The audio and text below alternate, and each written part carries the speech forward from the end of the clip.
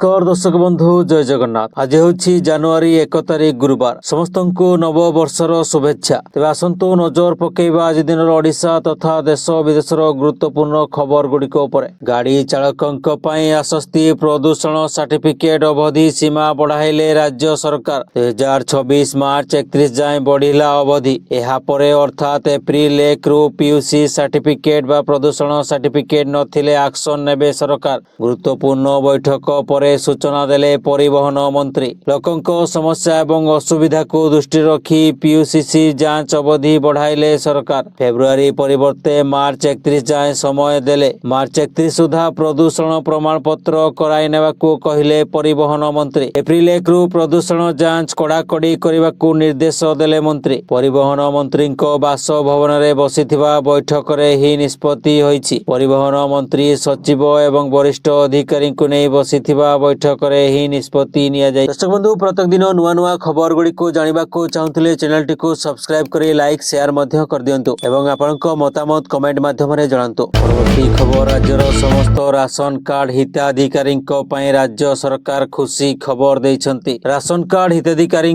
पई बाध्यतामूलक होइथिबा e KYC रो अवधि आउ 2 मास वृद्धि करिसंती राज्य सरकार। पूर्व निर्धारित समय मुताबक गत काली जाए ई केवाईसी करिबार शेष तारीख थिला। मंत्री कहछंती सरकार चाहुछंती कोनोसी योग्य हिताधिकारी राशन कार्ड न कटु। तेणु निर्धारित समय मध्यरे समस्त हिताधिकारी ई केवाईसी भरी नियंतु बोली मंत्री अनुरोध करिसंती। परवर्ती खबर नुआ वर्ष पूर्वरु राज्यर पौर प्रशासन क्षेत्र में एक बड़ परिवर्तन देखा मिली। पवित्र पुरी सहर को सरकार महानगर निगमर मान्यता प्रदान करछंती। यह सहित राज्य में एकाधिक नुआ पौर परिषद एवं विज्ञपित अंचल परिषद एनएससी गठन ने आनुष्ठानिक विज्ञप्ति प्रकाश करछंती। राज्यर पौर प्रशासनिक व्यवस्था को अधिक सुदृढ़ करने पई लईसिंघा चंडीखोल जोशीपुर एवं बस्ता भली प्रमुख सहर गुड़िकर मध्य उन्नतीकरण करा जायछि। सरकारଙ୍କ ଏହି पदक्षेप द्वारा सहरांचलर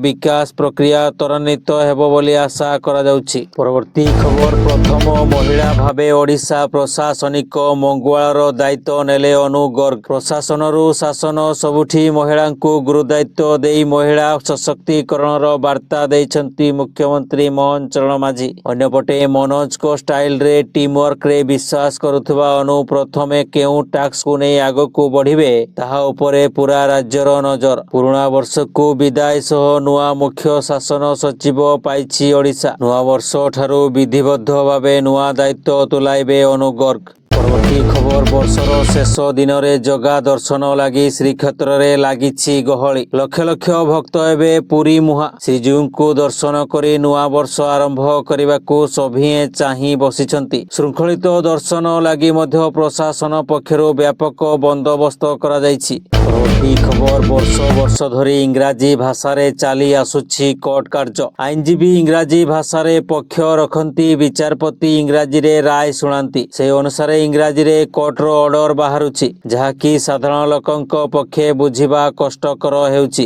याकू दृष्टि रखी ओडिया रे कोर्ट कार्य करबाकू उठिछि दाबी। अनेक समय विभिन्न मामला रे छंदी होई कोर्ट को दौड़ुछंती लक्ष लक्ष लोक। न्यायिक व्यवस्थार जटिल प्रक्रिया भितरे पेशी होउछंती। इंग्राजी रे कोर्ट कार्य परिचालना जगु किछि बुझी पारुनाहांती। तेणु कोर्ट कार्य मातृभाषा रे करबाकू दाबी उठिछि। संबलपुर रे आयोजित निखिल ओडिशा आईनजीवी वार्षिक सम्मेलन में सामिल होई एथिपाई आह्वान दैछंती केंद्र मंत्री धर्मेंद्र प्रधान। परवर्ती खबर वर्ष शेष में बड़ विवाद मुंडेला श्रीमंदिर प्रशासन। कैलेंडर विभ्राट को नहीं विवाद तेजिबा परे बंद रखिला कैलेंडर बिक्री। नुआ वर्ष पई छपा जाइथिबा उभय टेबुल एवं कांथ टंगा कैलेंडर रे तीन दियंक अवस्थान क्रम रे व्यतिक्रम एवं सुदर्शन चित्र न रहिबा आदि को नहीं देखा देछि विवाद। तुरंत एहार संशोधन और कार्यानुष्ठान दाबी होइछि। श्रीमंदिर प्रशासन पक्षरु जारी 2026 कैलेंडर रे महाप्रभु जगन्नाथक स्थान रे बलभद्रक स्थान रे जगन्नाथ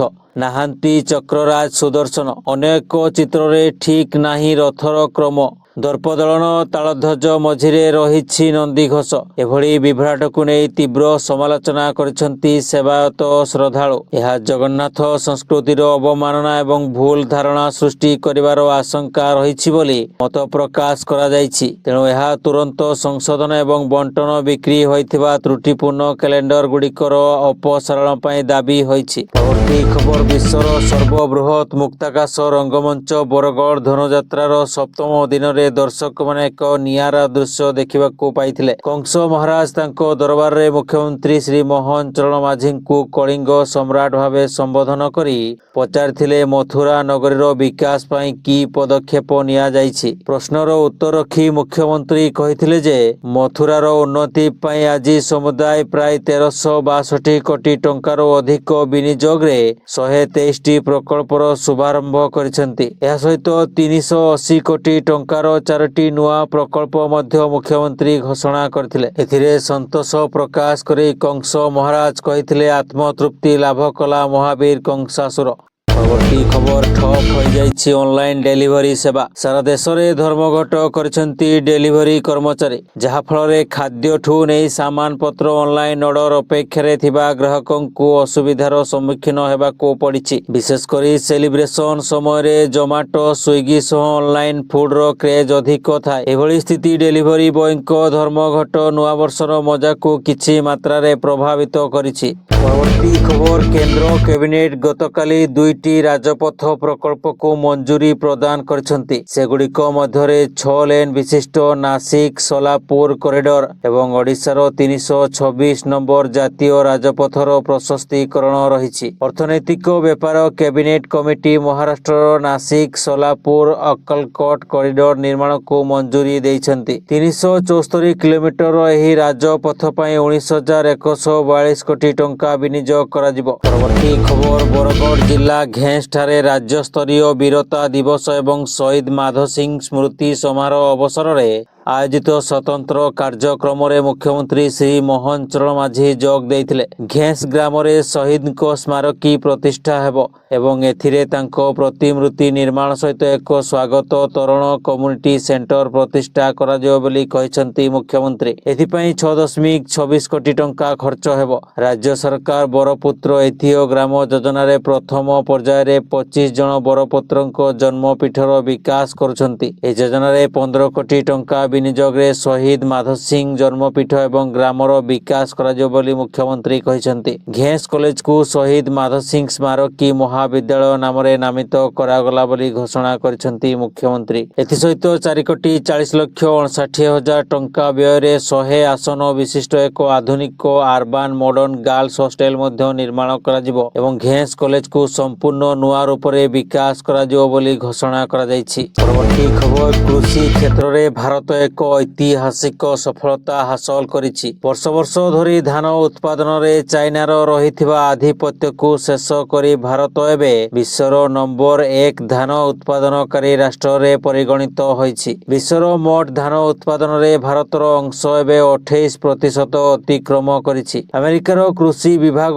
USDAର ଡିସେମ୍ବର 2025 ରିପୋର୍ଟ ଅନୁଯାୟୀ ଭାରତର ଉତ୍ପାଦନ 152 ମିଲିୟନ ମେଟ୍ରିକ ଟନ୍ ଥିବାବେଳେ ଚାଇନାର ଉତ୍ପାଦନ 146 ମିଲିୟନ ମେଟ୍ରିକ ଟନ୍ ରହିଛି। ପରବର୍ତ୍ତୀ ଖବର, ଓଡ଼ିଶାର ଅଗଣିତ ସଙ୍ଗୀତ ପ୍ରେମୀଙ୍କ ପାଇଁ ଖୁସି ଖବର। ଆସନ୍ତା କାଲି ଏମ୍ସରୁ ଡିସଚାର୍ଜ ହେବେ ବରିଷ୍ଠ ସଙ୍ଗୀତ ନିର୍ଦ୍ଦେଶକ ଅଭିଜିତ ମଜୁମଦାର। ଗତ ବୁଧବାର ଏନେଇ ସୂଚନା ଦେଇଛନ୍ତି ଏମ୍ସ ନିର୍ଦ୍ଦେଶକ ପ୍ରଫେସର ଆଶୁତୋଷ ବିଶ୍ୱାସ। ବର୍ତ୍ତମାନ ଅଭିଜିତ ବିପଦ ମୁକ୍ତ ଅଛନ୍ତି। ତାଙ୍କୁ ମେଡିକାଲରୁ ଘରକୁ ନେବା ପାଇଁ ଯୋଜନା କରାଯାଉଛି। ପୂର୍ବରୁ ତାଙ୍କର ଯେଉଁ କ୍ରୋନିକ ଷ୍ଟେଜ ଥିଲା ତାହା ଏବେ ଆଉ ନାହିଁ। 1ରୁ 2 ଦିନ ଭିତରେ ସେ ଡିସଚାର୍ଜ ହେବେ। ସେ ଧୀରେ ଧୀରେ ସୁସ୍ଥ ହେଉଛନ୍ତି। ବର୍ତ୍ତମାନ ସମୟରେ ତାଙ୍କ ଶରୀରର ସମସ୍ତ ଅଙ୍ଗ ପ୍ରତ୍ୟଙ୍ଗ ଚଳ ପ୍ରଚଳ ହେଉଥିବା ସୂଚନା ମିଳିଛି। ପରବର୍ତ୍ତୀ ଖବର, ଫେବୃଆରୀ 1ରେ ହେବ NMMS ପରୀକ୍ଷା। ଶିକ୍ଷକ ଶିକ୍ଷା ନିର୍ଦ୍ଦେଶାଳୟ ଏବଂ ରାଜ୍ୟ ଶିକ୍ଷା ଗବେଷଣା ପ୍ରତିଷ୍ଠାନ ପରିଚାଳିତ ଜାତୀୟ ଆୟ ଭିତ୍ତିକ ମେଧାବୃତ୍ତି ପରୀକ୍ଷା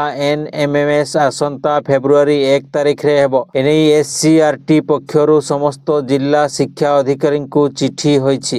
ପରବର୍ତ୍ତୀ ଖବର ଭାରତୀୟ ନୌସେନା ବୁଡ଼ା ଜାହାଜର ଘାତକ କ୍ଷମତା ବୃଦ୍ଧି କରିବା ପାଇଁ ପ୍ରତିରକ୍ଷା ମନ୍ତ୍ରାଳୟ ଏକ ଇଟାଲୀୟ କମ୍ପାନୀଠାରୁ 48ଟି ଟର୍ପେଡୋ କିଣିବା ପାଇଁ ଏକ ଚୁକ୍ତି ସ୍ୱାକ୍ଷର କରିଛି। ଏହି ଚୁକ୍ତି ମୋଟ ମୂଲ୍ୟ 1896 କୋଟି। ଉଲ୍ଲେଖଯୋଗ୍ୟ ଏହି କମ୍ପାନୀ ଥରେ ଭିଭିଆଇପି ହେଲିକପ୍ଟର ଦୁର୍ନୀତି ଅଗଷ୍ଟା ୱେଷ୍ଟଲ୍ୟାଣ୍ଡରେ ଜଡ଼ିତ ଇଟାଲୀୟ କମ୍ପାନୀର ଅଂଶ ଥିଲା। ଏହି ଟର୍ପେଡୋ ଗୁଡ଼ିକର ବିତରଣ ଏପ୍ରିଲ 2028ରେ ଆରମ୍ଭ ହେବ ଏବଂ 2030 ପ୍ରାରମ୍ଭ ସୁଦ୍ଧା ସମାପ୍ତ ହେବ। ରାଜଧାନୀ ଦିଲ୍ଲୀରେ ପ୍ରତିରକ୍ଷା ସଚିବ ରାଜେଶ କୁମାର ସିଂଙ୍କ ଉପସ୍ଥିତିରେ ଏହି ଚୁକ୍ତି ସ୍ୱାକ୍ଷରିତ ହୋଇଛି। ପରବର୍ତ୍ତୀ ଖବର ବାଂଲାଦେଶର ପୂର୍ବତନ ପ୍ରଧାନମନ୍ତ୍ରୀ ବେଗମ ଖାଲିଦା ଜିଆଙ୍କ ବିୟୋଗରେ ଭାରତ ଗଭୀର ଶୋକ ପ୍ରକାଶ କରିଛି। ବୈଦେଶିକ ମନ୍ତ୍ରୀ ଡକ୍ଟର ଏସ୍ ଜୟଶଙ୍କର ବୁଧବାର ପ୍ରଧାନମନ୍ତ୍ରୀ ନରେନ୍ଦ୍ର ମୋଦିଙ୍କ ଶୋକପତ୍ର ଏବଂ ଭାରତ ସରକାର ଏବଂ ଭାରତର ଲୋକଙ୍କ ଶୋକ ବାର୍ତ୍ତା ନେଇ ଢାକାରେ ପହଞ୍ଚିଥିଲେ। ସେ ଏହି ଦୁଃଖର ମୁହୂର୍ତ୍ତରେ ବାଂଲାଦେଶର ଜନସାଧାରଣଙ୍କ ପ୍ରତି ଭାରତର